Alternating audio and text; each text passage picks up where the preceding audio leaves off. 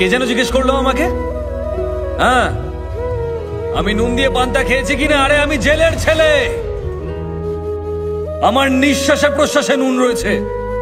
Sir, 1 KG টমেটোর দাম কত জানেন? বলুন তো, লবণ কত করে কিলো? নুন দিয়ে পান্তা ভাত খেয়েছেন?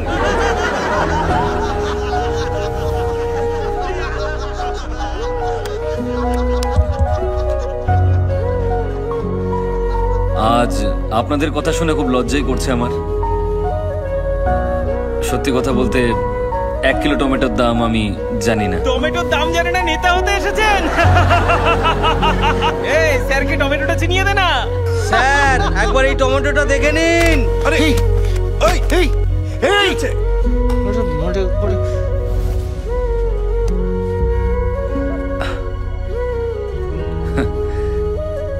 কিন্তু আমি আপনাদেরকে এই টমেটো নিয়ে একটা ক্রাইম স্টোরি শোনাতে পারি।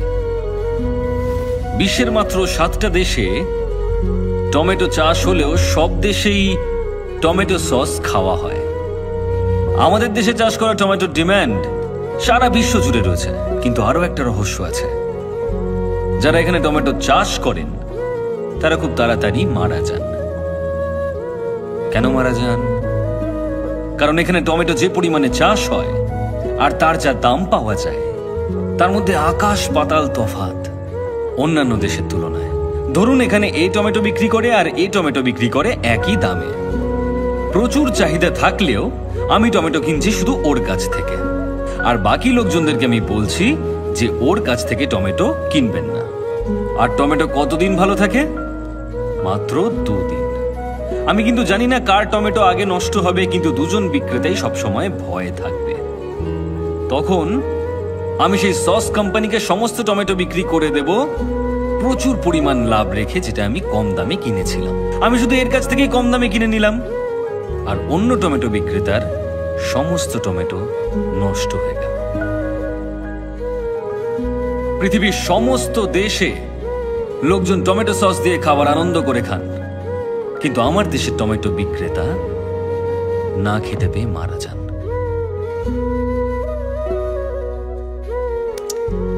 তাই পরের বার যদি আমাকে আপনারা টমেটো ছুঁড়তে চান, তাহলে দয়া করে ওই টমেটো বিক্রেতাদের কথা মনে রাখবেন। কি হলো? আপনারা সবাই চুপ কেন? কারোর কিছু বলার থাকলে বলতে পারেন। স্যার, আমার একটা প্রশ্ন আছে। হ্যাঁ, বলুন না। আমরা কেউ এখানে ভোট দেওয়ার সময় যাই না, জানি যে ওটা জালি ভোট হয়ে যাবে, কিন্তু আপনি একটা ভোটের জন্য এত কিছু কেন করছেন? আপনি তো 49P সম্পর্কে সবকিছুই জানেন। ভোটের রেজাল্ট বন্ধ করে দিলেন, কোম্পানি থেকে পদত্যাগও করলেন। এসব কি স্যার? আপনারা আসল কারণটা জানতে চান? রামেশ্বরমে আমার বাড়ি। দারিদ্র্যের মধ্যে একটা ছোট্ট সাধারণ পরিবারে আমি বড় হয়েছিলাম, যার আশেপাশে প্রচুর জেলে পরিবার বসবাস করত। মাছ ধরে জেলেরা সবসময় বেঁচে ফিরত না, আর মৃত জেলেদের পরিবার তিলে তিলে অনাহারে মারা যেত। অভাব এতটাই বেশি ছিল। তারপর একটা ইলেকশন আসে। ইলেকশনের সময় সমস্ত ক্যান্ডিডেটরা আমাদের কাছে আসেন। ভোটের দিন অনেকেই সমুদ্রে চলে যান, আমিও তাদের সঙ্গে গিয়েছিলাম। আমরা যখন সমুদ্রে, সেই সময় নির্বাচন হয়। আমাদের নির্বাচিত ব্যক্তিরা কিন্তু 5 বছর শক্তিশালী হলেও আমরা প্রত্যেকটা মানুষ একদিন ভীষণ শক্তিশালী। যারা যারা ভুল বুঝে সেই সময় সমুদ্রে গিয়েছিল, তারা সবাই ফিরে আসার চেষ্টা করে। আর সেদিন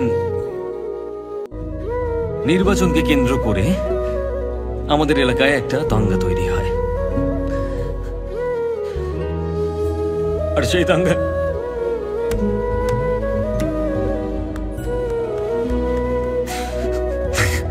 দাঙ্গায় আমার বাবার সঙ্গে 13 জন মানুষ মারা যায়।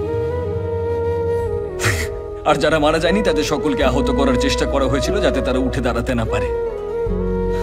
আমার বাবা দাঙ্গার বিরুদ্ধে লড়েছিল, কিন্তু কেউ আমার বাবাকে বাঁচাতে আসেনি। একটা মানুষ মারা যাওয়ার পর তার সমস্ত অন্ত্যেষ্টিক্রিয়া করার জন্য 2000 টাকা খরচ হয়, আর জেলেদের 2 বছর লাগে ওই 2000 টাকা কামাতে।